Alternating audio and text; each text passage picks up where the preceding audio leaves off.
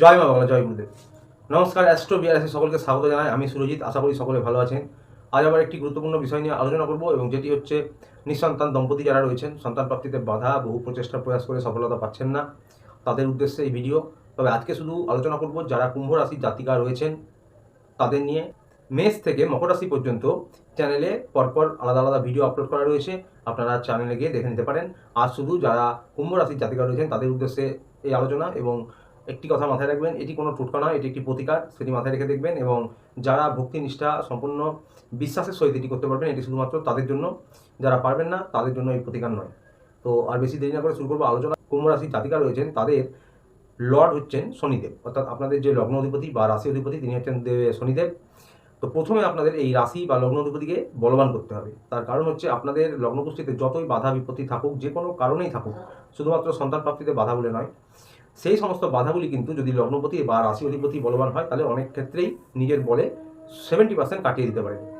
তাই কি করতে হবে, প্রথমে যে লগ্নপতি বা রাশি অধিপতি আছে তার বলবান বৃদ্ধি করতে হবে। আপনাদের রাশি অধিপতি বা লগ্ন অধিপতি হচ্ছে শনিদেব, তো সুতরাং এই শনিদেবের বীজ মন্ত্র প্রত্যহ জপ করতে হবে আপনাদের। এবারে আপনাদের যে 5 নম্বর হাউস রয়েছে সেটি হচ্ছে আপনাদের সন্তান প্রাপ্তির ক্ষেত্রে প্রাইম হাউস, মেন হাউস। সকলের ক্ষেত্রেই 5 নম্বর ঘরটি হচ্ছে বা 5 নম্বর ভাবটি হচ্ছে সন্তান প্রাপ্তির ক্ষেত্রে মেন হাউস বা প্রাইম হাউস। তো এবারে কুম্ভ রাশির জন্য 5 নম্বর হাউস হচ্ছে মিথুন রাশির ঘরটি, এবং মিথুন রাশির ঘরের অধিপতি হচ্ছে বুধ। তো এই বুধ দেবেরও কিন্তু আপনাদের বলাবল বৃদ্ধি করতে হবে, অর্থাৎ বুধ দেবের যে বীজ মন্ত্র প্রত্যহ সেটি জপ করতে হবে।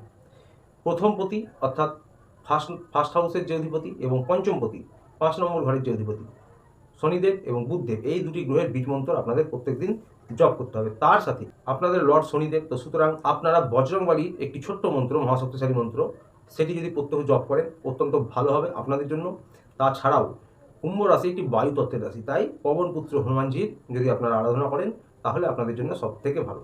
ওম প্রাং প্রিং প্রং স শনিশ্বরায় নম, ওম ব্রাং ব্রিং ব্রং স বুধায় নম, এবং বজরংবলীর একটি ছোট্ট মন্ত্র ওম নম হনুমতে ভয়ভঞ্জনায় সুখম কুরুফাট স্বাহা। এই মন্ত্র তিনটি আপনারা পুরো ভিডিওটা দেখবেন, ভিডিও শেষে গিয়ে কিন্তু এই মন্ত্র তিনটি আপনারা স্ক্রিনে দেখতে পাবেন, স্ক্রিনশট করতে পারেন বা লিখে নিতে পারেন।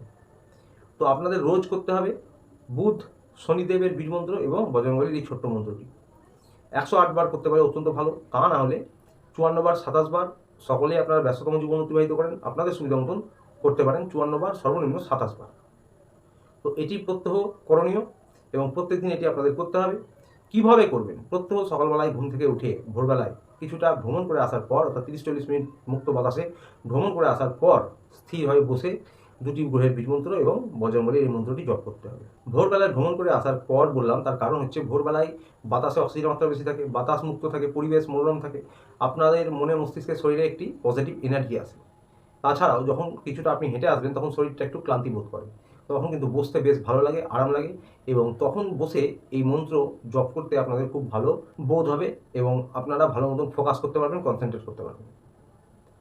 আরেকটি কাজ, যেটি মঙ্গলবারের দিন, সপ্তাহে একদিন মঙ্গলবারের দিন বজরংবলী মন্দিরে গিয়ে পুজো দিতে হবে, এবং পুজো দিয়ে আসার পর একটি গোটা ফল নিয়ে আসবেন, গরুকে খাওয়াবেন, বাস এই দুটি করতে হবে।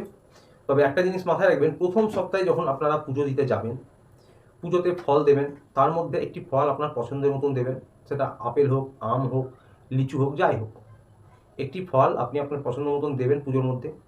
এবং পুরোহিত মশাই পুজো করবেন, উনি ওনার কাজ করবেন, আপনি মনে মনে বজরংবলীর কাছে প্রার্থনা করবেন যে আপনার পছন্দ মতন যে কোনো একটি ফল আপনি সেই ফলটি আর খাবেন না, যতদিন পর্যন্ত আপনার মনস্কামনা পূর্ণ না হচ্ছে সেই ফলটি আপনি খাওয়া ছেড়ে দেবেন। এইটি আপনি বজরংবলীর কাছে প্রার্থনা করবেন প্রথম দিন পুজো দিতে যাওয়ার সময়, এবং তারপরে সেই ফলটি গরুকে খাওয়ান, আপনার বাড়ির লোক খা প্রসাদ হিসাবে, কিন্তু আপনি আর কখনো খাবেন না যতদিন আপনার মনস্কামনা পূর্ণ না হচ্ছে। এটি মাথায় রাখবেন। অর্থাৎ আপনি ততদিন পর্যন্ত এই ফলটি ভগবানের কাছে প্রার্থনা করলেন, যেটা আমি দান করলাম, যতদিন পর্যন্ত আমার মনস্কামনা পূর্ণ না হচ্ছে ততদিন আমি এটা গ্রহণ করবো না। মনস্কামনা পূর্ণ হওয়ার পর আপনি পুজো দিয়ে আবার সেটি খেতে পারেন। তো যাই হোক, এই ছিল অত্যন্ত মহাশক্তিশালী প্রতিকার, বুধদেব শনিদেবের বীজ মন্ত্র এবং তার সাথে বজরংবলীর ছোট্ট মন্ত্রটি প্রত্যেক দিন ভোরবেলায় কিছুটা ভ্রমণ করে আসার পর জপ করবেন। এটি প্রত্যেক দিন আপনাদের করতে হবে এবং অবশ্যই মনস্কামনা জানাবেন।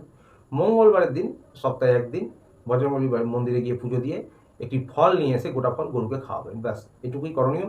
এবং অবশ্যই মঙ্গলবার নিরামিষ খাবেন।